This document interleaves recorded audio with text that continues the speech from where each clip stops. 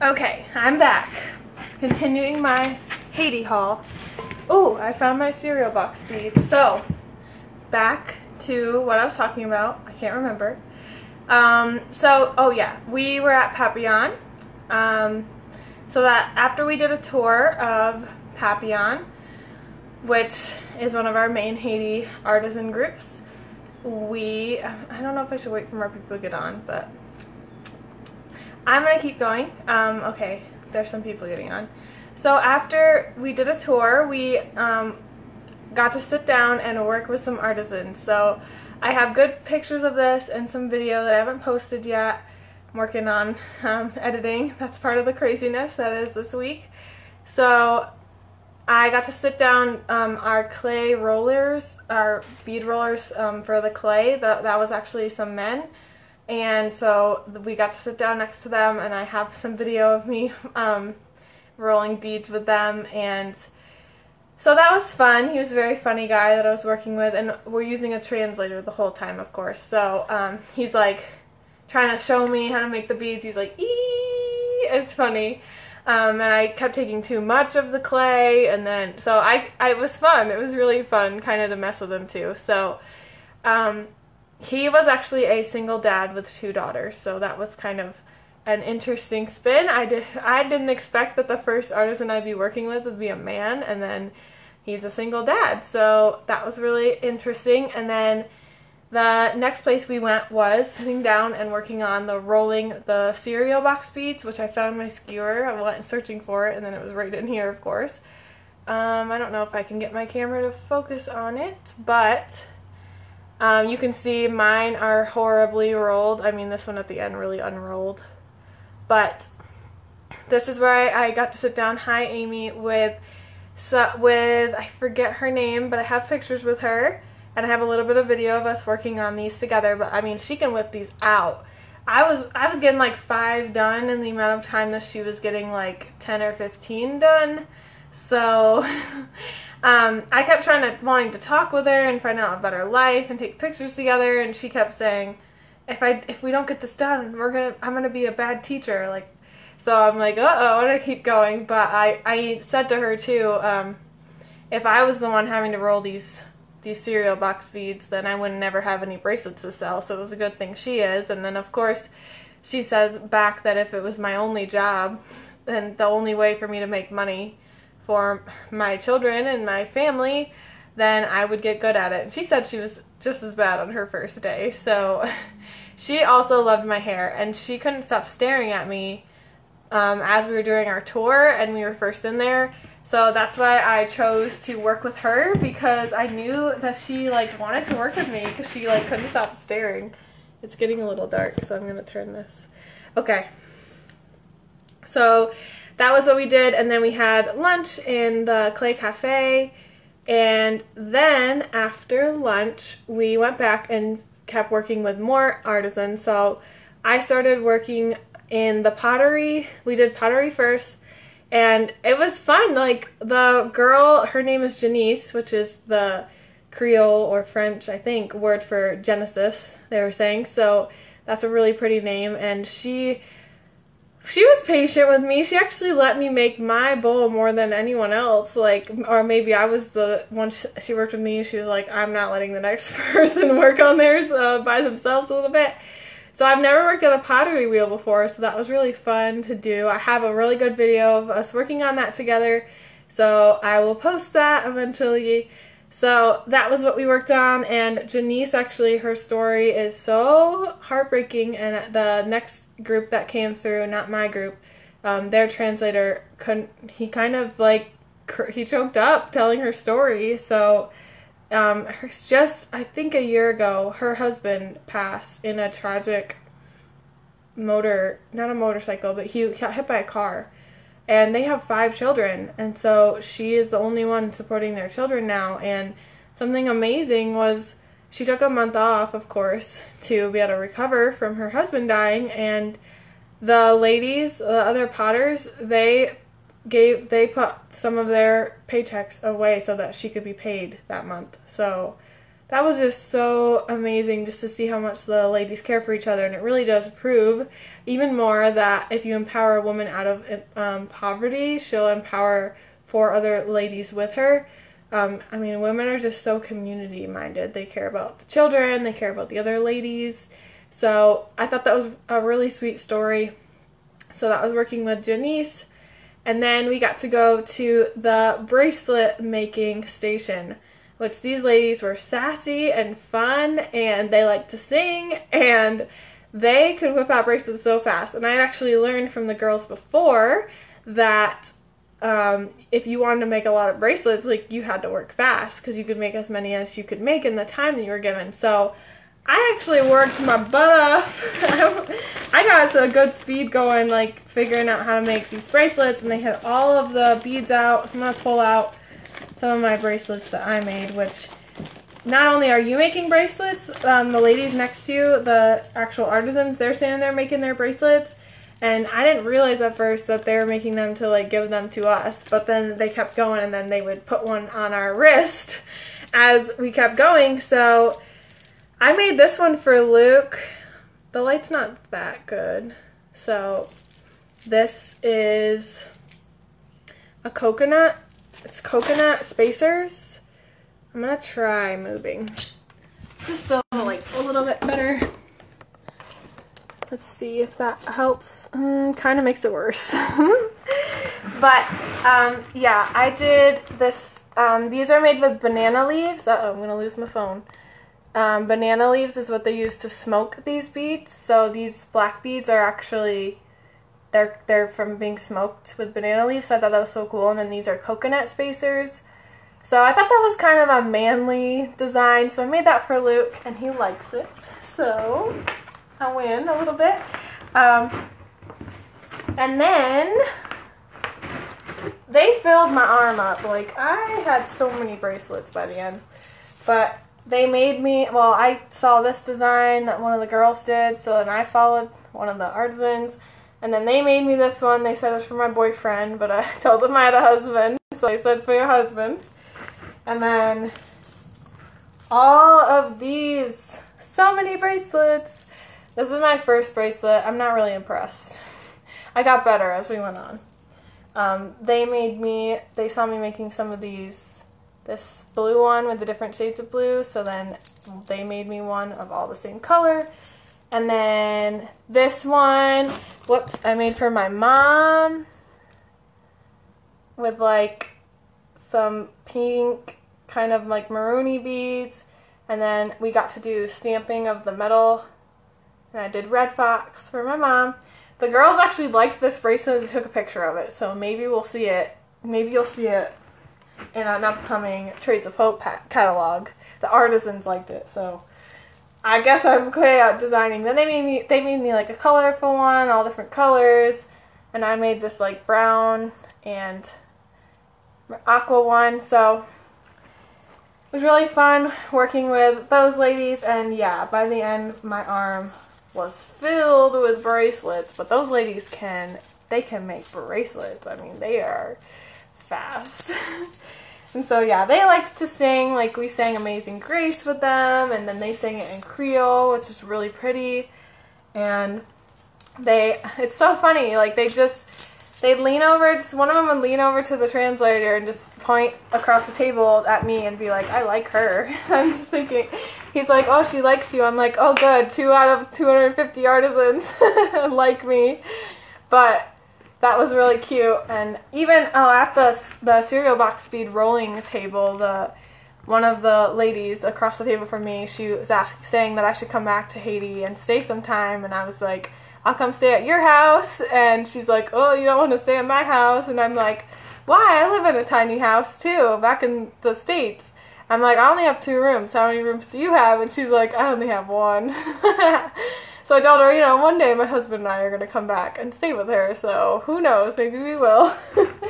So is that everything from Papillon? Yeah, I think it was. And then we headed home. So then it was on to Tuesday, which on Tuesday we went and visited Haiti Design Collective, Haiti Design Co.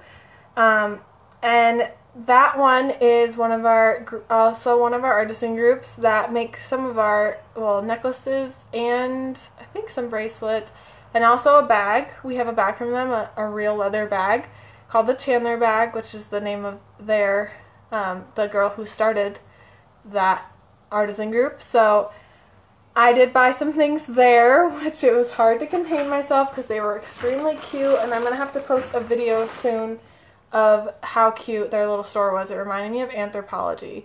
So let me pull out what I did. So this is like their little bag, and it says Haiti Design Co.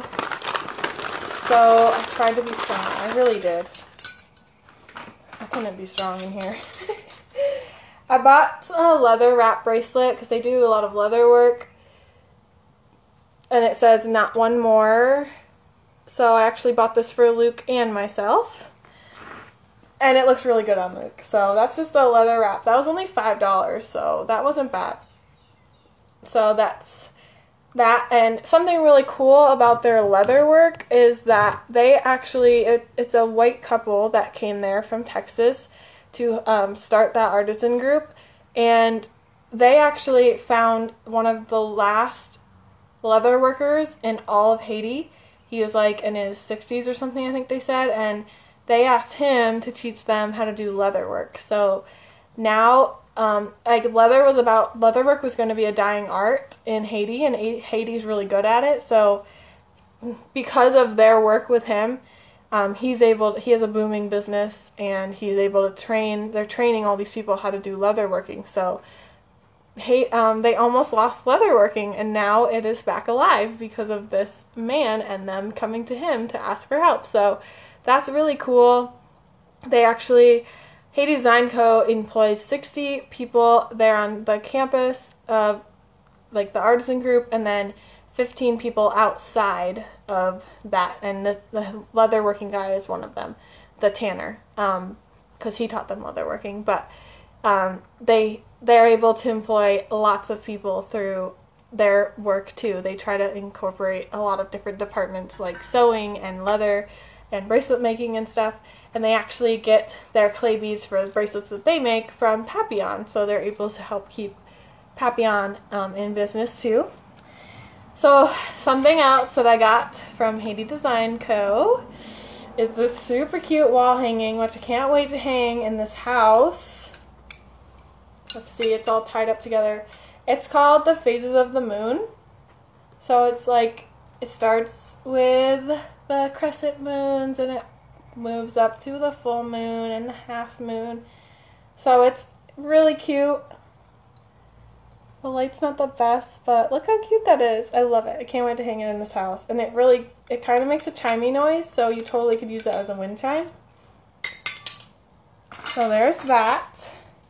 And then they do that with aluminum casting, which they use aluminum remnants, and they pour them into a sand mold to make each piece. So there was a man that was doing it for making pots and pans for street vendors, and now he primarily does it for stuff for Haiti Design Co. So he makes jewelry and some of their stuff.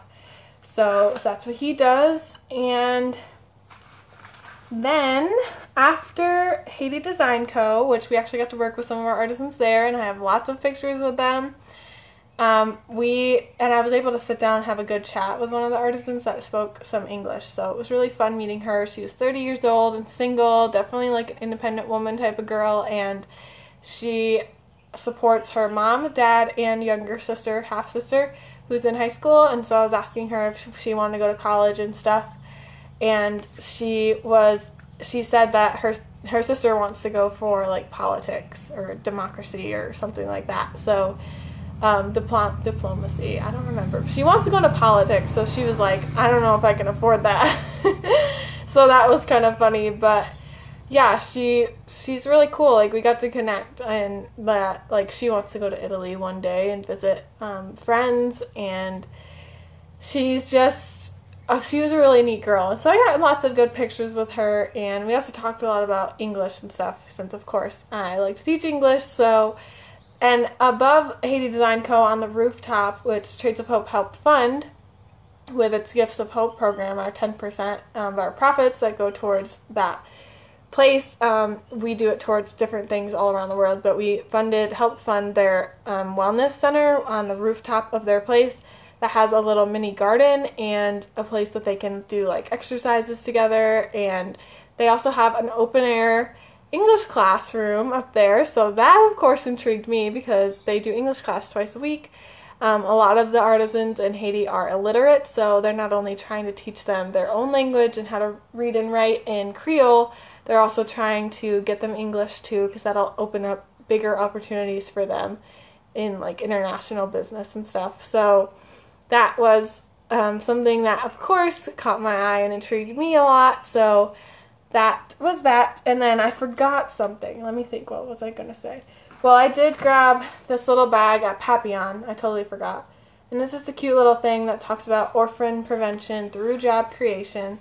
So I also got some more paperwork through there. And then what else was I thinking? There's something I missed. It'll come back to me, I promise, I hope. It was something good. Oh, our Gifts of Hope program also helped fund the daycare center at Papillon that we got to visit, and there we got to hold the babies and stuff, and that's a really cool place because the moms are able to just walk right down the street if they need to like breastfeed or check on their babies. So I loved being there and seeing all the daycare workers that are like loving on the kids, and just they're learning so much there, and they're actually like making sure that the kids are properly nourished and well fed and stuff, and they're investing in their education because we had a little preschool center in there too. So that was really fun and cute that we got to like sit in on their little preschool class. So that was Haiti Design Co. And then after Haiti Design Co., we went to this little place called Dume, which is means two hands in Creole. And so this little place we do not partner with currently because they're kind of small. I'm hoping that one day we will. But I was able to buy some things there. One of them being these little leather feather earrings. So you can't see them that well. I really didn't plan this out that well to do this in very good light. But they're really cute. They're nice and light, and they're real leather. I saw a lot of people raving about them that went to Haiti, so I was like, okay, I have to have these. So I also got them in like a camel color so that I could match them with brown or black stuff. So they're like this big. They're kind of big. I even got the small ones. So I think that they'll just be like an attention getter. They'll make people ask me where I got them, so then I can explain my awesome trip with Trades of Hope to Haiti. So I also got something awesome here. I got a pair of sandals that were on sale. So these are cute, and look at that. They are made out of recycled tires.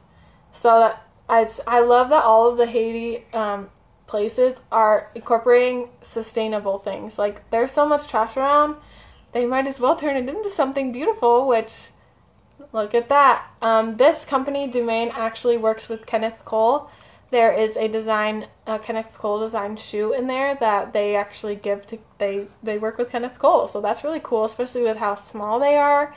It's interesting to see their little building, which they're working on moving into a bigger building. But, so yeah, I got to get this pair of shoes for $30, which how often do you find real leather shoes that are comfy and handmade for $30? So I was like, I have to do it.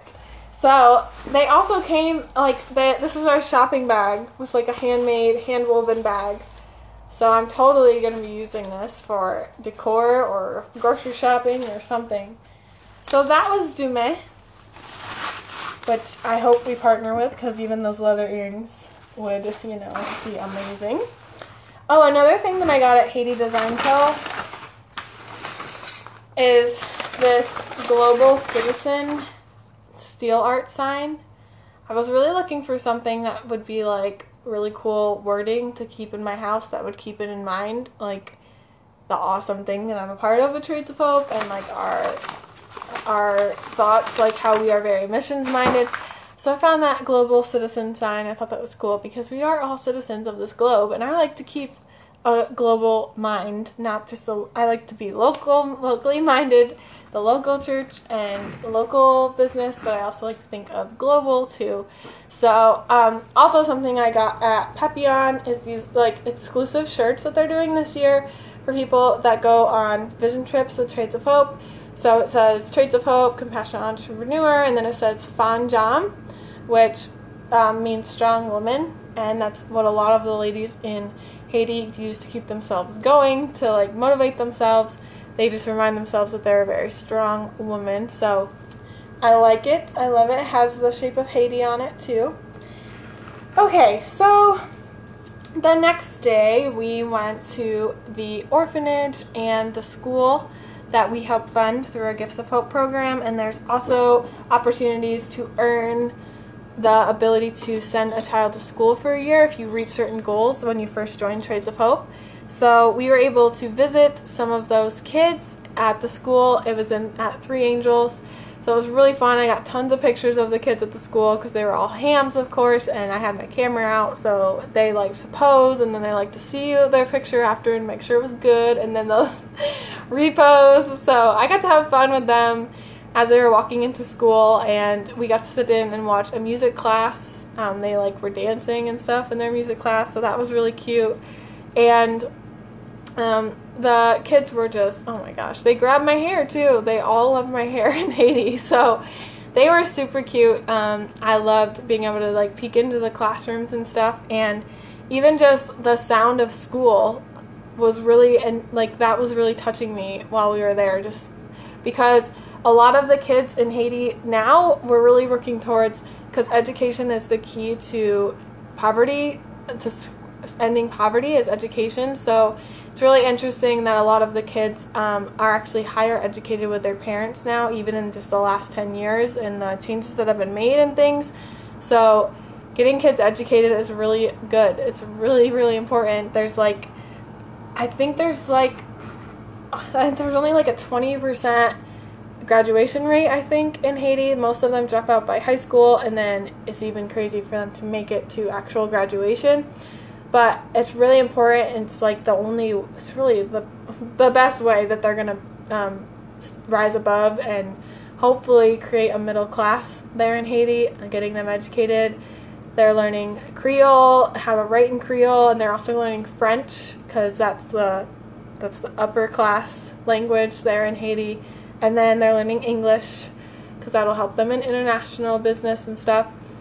So they had a little boutique there that the stuff was really cheap. I was able to grab some cereal box bracelets, some paper bead bracelets, and then I was able to grab some Haitian coffee. So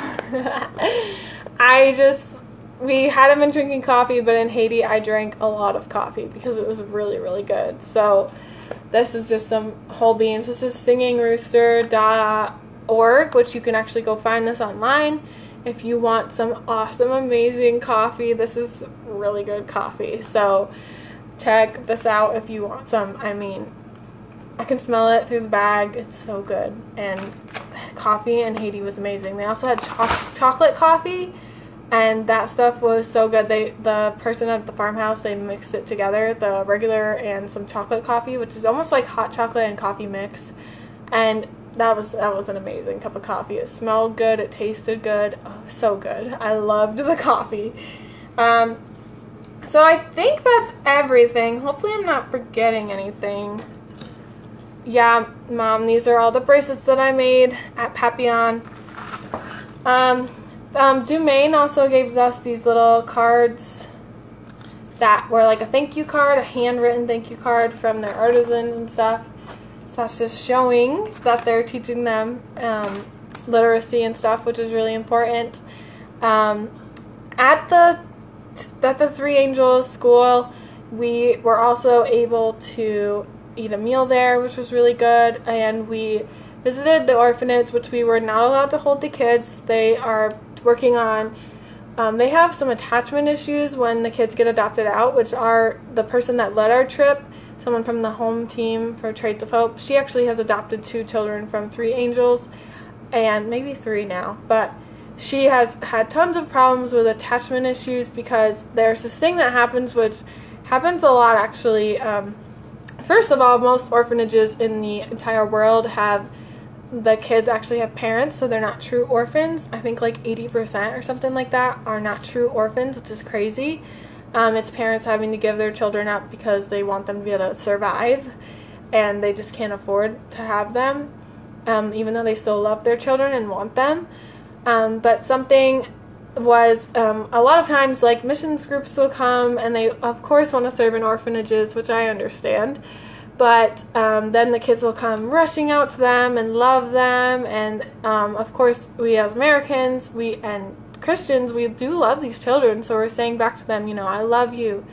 I care about you, and I would love to adopt you. And some of them maybe actually are wanting to adopt them or planning on it. So they'll say it, like, I love you. You can be mine. Like, I'm going to take you home.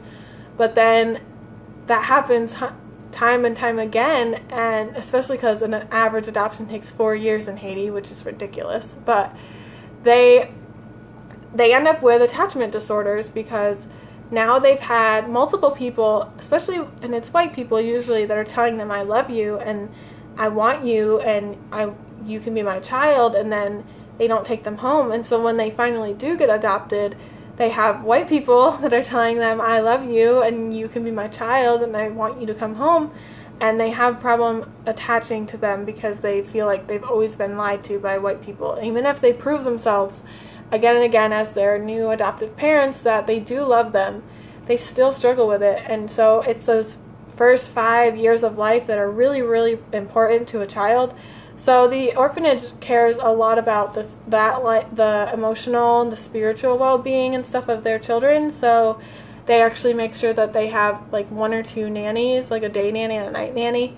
So they only attach to 1 or 2 people and not different people every couple of weeks, you know. So we were able to see the kids. We were technically a disruption in there, even in our tour, but we weren't allowed to take pictures or anything. So that was really neat. I liked how smart they are, even in like making sure to avoid those type of things and hopefully helping future adoptive families. So that was a recap of my trip. This is part 2. If you missed part 1, make sure you go back and watch it. And I was trying to do this early in the day so that my sunlight wouldn't go down so fast, because I mean, this is hard to see. It's kind of blurry, but I hope you enjoyed, and I will be typing up some blog posts in the next couple weeks as I have time and posting up all my pictures so that you can kind of see more. This is like a nice little recap, which I'm sure this one went about 20 minutes and the last one was about 15 minutes. So if you want to read more about, oh yes, my mom's reminding me of something. My hair was down, of course. I said a lot of my artisans like my hair, a lot of the artisans. So the one I'm sitting next to working on the cereal box beads, and she's talking about how I'm going too slow and how I'm shaming her, you know. And my hair was tickling her arm, I guess, so she told the translator to tell me to move it. So I moved it to the side and I braided it, and they were watching me braid it, of course. I wanted to like impress them with my braiding. And I even did a little fishtail braid, and because it was tickling her, so I did that. And then she's like, you know, you have to be happy with the hair that you have. This is the translator, you know, saying what she's saying. It's like, you should love the hair you have and embrace it. You have to live with it. You have to find ways to live with it. I guess like me braiding it, she's like thinking, oh, that's her way to deal with her hair, get it out of her way, and not have it not tickle her arms.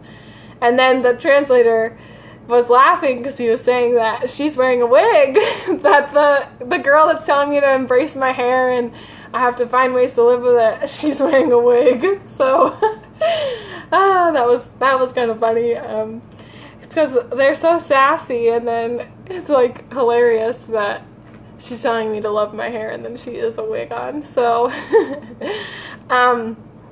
so yeah, that was my trip. There's so much more I could say. I don't want to take up too much more time, and I'm sure people are barely even watching at this point, but something really awesome is like when you go on a trip, usually I'd never been to a third world country before, but when you go on these trips, usually mission trips and stuff, you're going in and you're like, it's gonna save the world, like I'm gonna help them with this, this, and this. But then it seems like once you leave, you'd be like, I'm so sad now, like I don't want to leave them and they don't want me to leave them, like what's going to happen after I leave? Like, I want to help. I want to keep helping. So the coolest thing is, like, I'm coming in with Trays of Hope, which is giving jobs to these women. And so I don't have to feel as bad as I leave, because I just feel more motivated. Like, I have to keep working my business back in the States so that these ladies can keep having sustainable jobs. And we have more than just Haiti. We have 17 different countries that we work in. But it was just, these ladies are just our example to remind us this is what all of our artisans are going through. So that was really fun. Like, I loved that I didn't have to leave sad. I got to leave, like, motivated and happy and so honored and humbled by my experience, and to just know that I need to go back and get to work now. So you'll be seeing me posting a lot more probably about Trays of Hope, and I just can't keep quiet about it. If I'm quiet, then you don't hear the stories, you don't hear about our artisans, you don't purchase their products, and so I'm doing them an injustice if I don't post on Facebook. So sorry, not sorry. I'm gonna keep posting, and if you want to host a party, let me know. I have a lot of parties going on in May right now. Like, it's amazing how busy I am right now. It's a little bit overwhelming, but yeah, my mom's saying my sister went to Peru, which we actually have artisans in Peru, and now we gotta get Roman to go. Yeah. So let me know if you have any more questions, and stay tuned. I'm going to be blog posting. I'm going to be posting some more of my videos and stuff, possibly in my stories and on Instagram and stuff. So just stay tuned, and thanks for tuning in, and let me know what you thought of my haul products. And if you watch this on the replay, give me a hands up in the comments, okay? And be sure to share this, and thanks for tuning in. So see you next time I go live, which will probably be soon. Bye!